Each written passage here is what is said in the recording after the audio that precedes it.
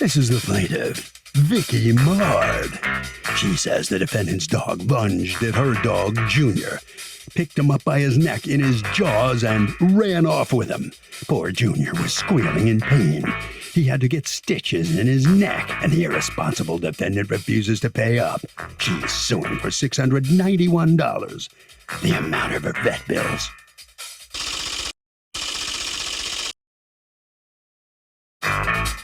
This is the defendant, Jerry Walters. He says he's not responsible for the vet bills because the plaintiff brought her dog into her friend's house, and she knows he has 2 pit bulls. She left her dog unattended. His dogs are very loving, and they must have been provoked. He's accused of having vicious propensities.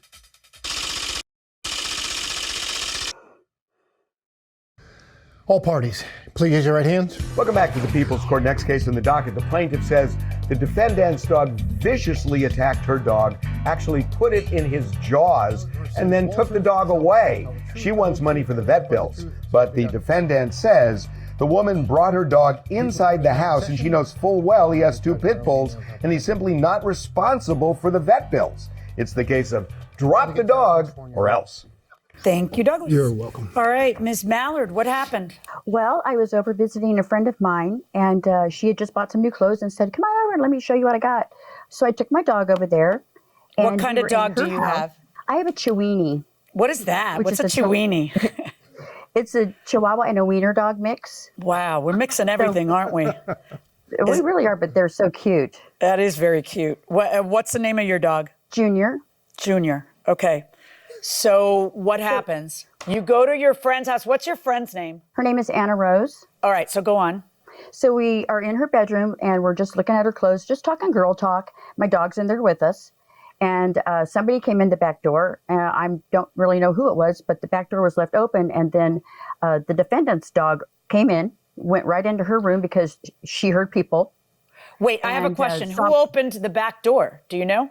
I have no idea. I mean, I'm only thinking it could be Jerry because the only people that were there were Anna and I. Okay. All right. So go on. So his what is the relationship between Anna and Jerry? Like He is her tenant. He lives in the back in a trailer in the backyard. Okay. And Anna has the house. That's her house. She owns it. Does he have access to the house? Like Mr. Walters, what's the deal with your rental? You rent a trailer behind her house.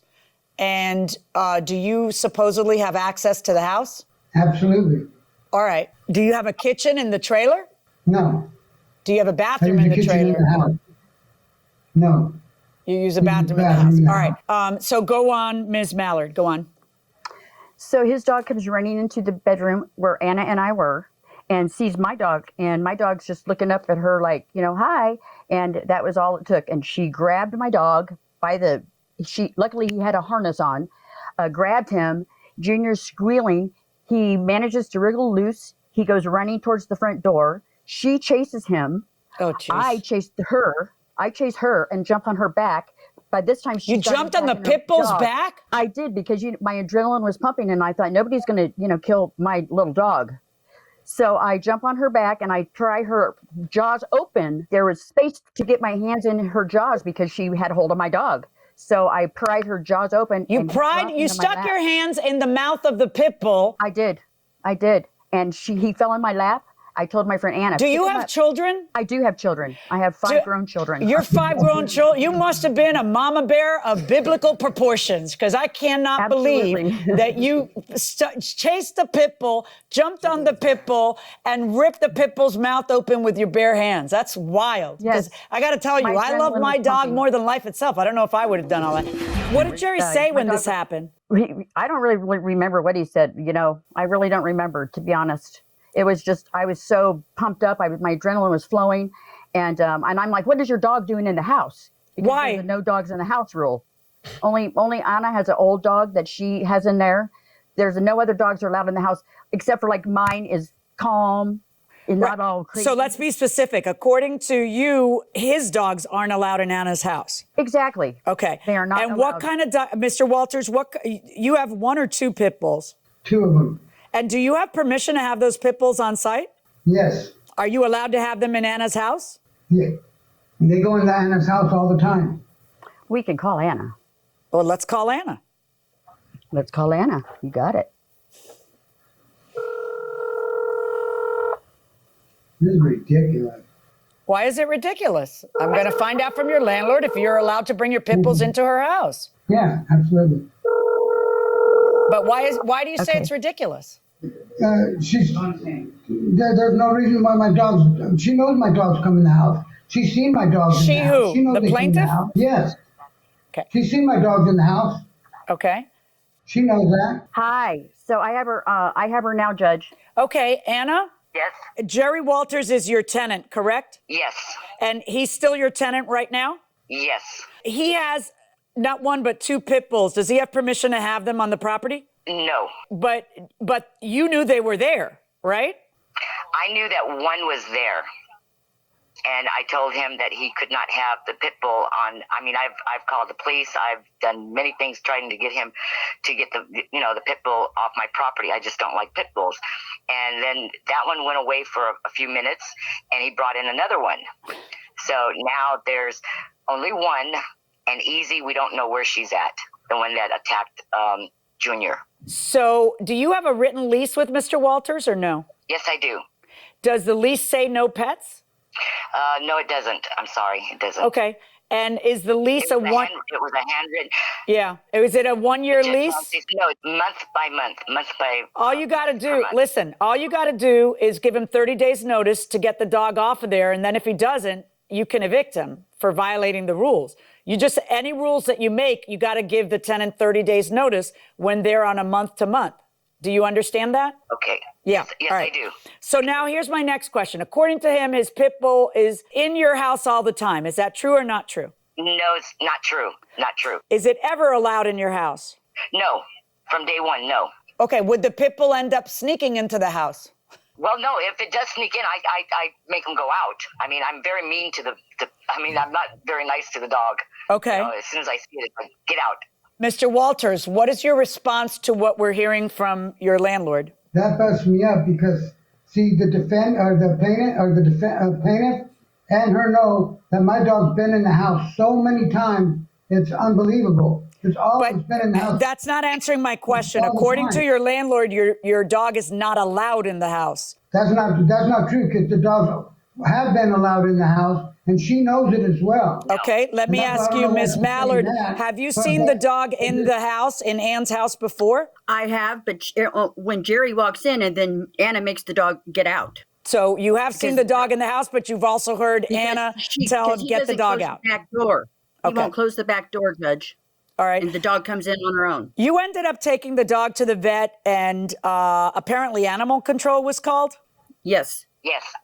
Mr. Walters, did you ever get cited by animal control? Yes, they did. They did cite me, and I showed them my paperwork for both my dogs, that they had all their shots, that they had the rabies shots, that they had. My dogs are chipped also. So what'd they cite you for? No, they gave me a court date. I still have the court date. I haven't went to it yet. Right, but what did they cite you for? Your animals running loose?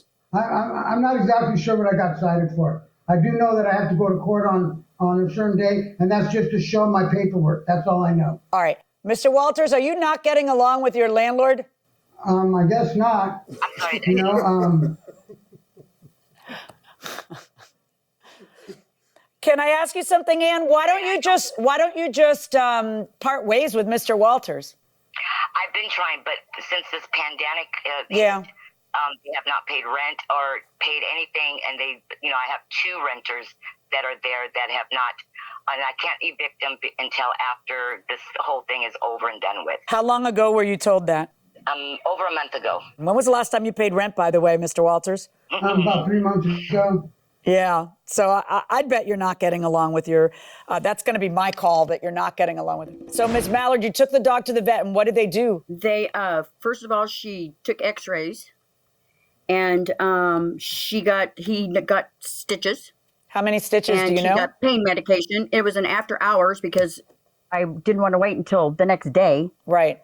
And so That's the bill. So did you ever present the bill to Mr. Walters? I did. And what did he say along about with it? the demand letter. Right. He just kind of scoffed at it and walked away. All right. Mr. Walters, what is your defense? Your landlord now says that you're completely lying, that your dogs were never allowed in there, that if they got in there, they snuck in there, and then she would tell you, get your dogs out of here.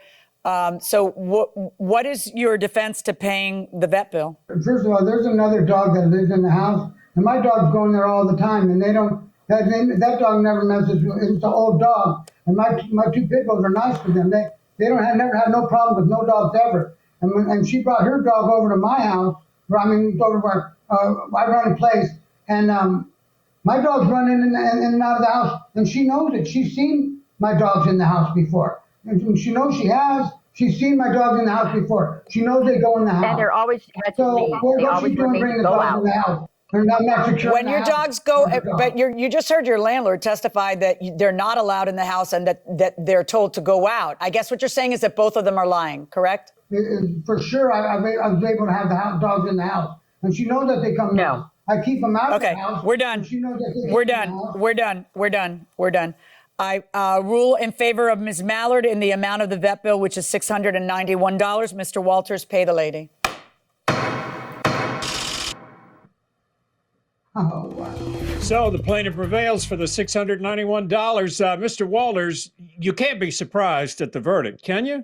You seem shocked, but yeah, I'm surprised because it got one stitch. It got one stitch, and my dog, she says it did all this stuff. My dog's an 80-pound pit bull. If it wanted to, it would crush that dog if it wanted to hurt it. It didn't do nothing to it. One stitch, I don't even know where that came from. But you can't say that my dog did that. You know, you're the kind of tenant nobody wants to have, really. Even one stitch, you're on the hook for it.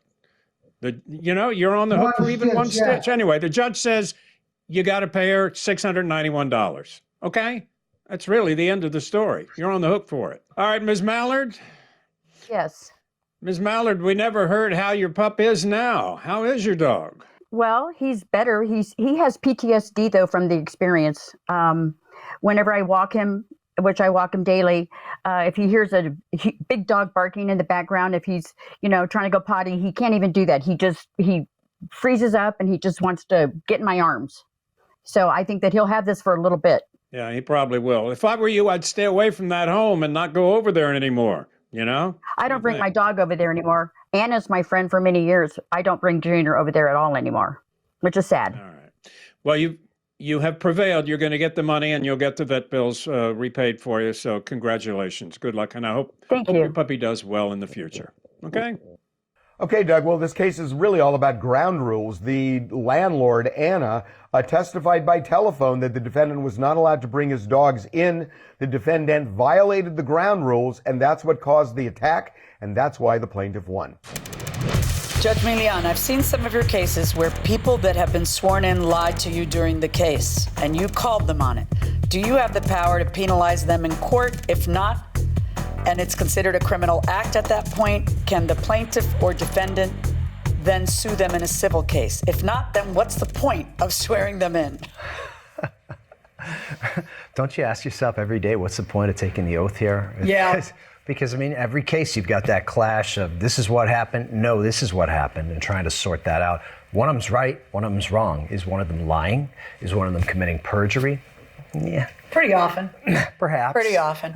But really, the perjury prosecutions as a result of a civil lawsuit are exceedingly rare.